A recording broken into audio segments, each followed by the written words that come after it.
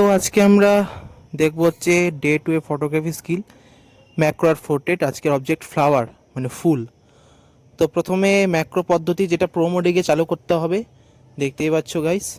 আর আমরা auto ফোকাসকে manual focus করে macro ফোকাসে সেটাকে আমরা সেট করে নেব। এবার অবজেক্ট আর ক্যামেরার মধ্যে দূরত্বটাকে মাপতে হবে যে কোথা থেকে ভালো আসছে জিনিসটা। তারপরে স্পট মিটারিং করে নিতে হবে মিটারিং অপশন থেকে। তারপরে মেপে চেপে কোন দিক থেকে আলো আসছে আলো মেনটেন করতে হবে।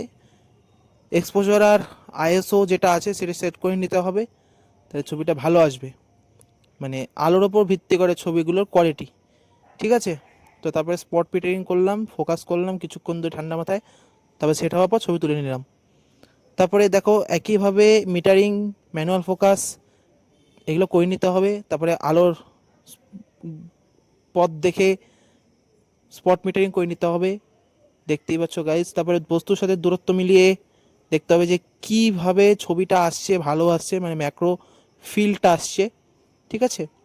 দেখতেই পাচ্ছ গাইজ প্রত্যেকটা প্রসেস তোমাদেরকে দেখানো হচ্ছে। সবশেষে আমরা ছবিটা তুলে নেব, ঠিক আছে। অমলতাস ফুলের হলুদ রঙের রৌদ্রের রং মেরে যে ইফেক্টটা তৈরি করছে সেটাকে এক্সপোজার কমিয়ে ছবি তুলে নেব। তারপরে আমাদের বাড়ির কাছে একটা স্থলপদ্ম ফুটেছে, সেটা তারপরে রোদের মধ্যে ভালো লাগছিল, তারপরে এটার উপর ফোকাস করে তারপরে এইচডিআরটা অফ করে নিলাম, ফোকাস করে এক্সপোজারটা সেট করে নিলাম।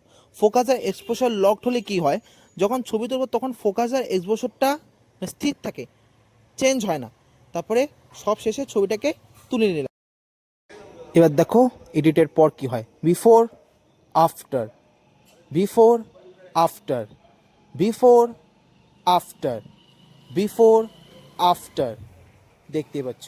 আর এভাবে ছবিগুলো তুললে এডিট করলে ভালো আসবে।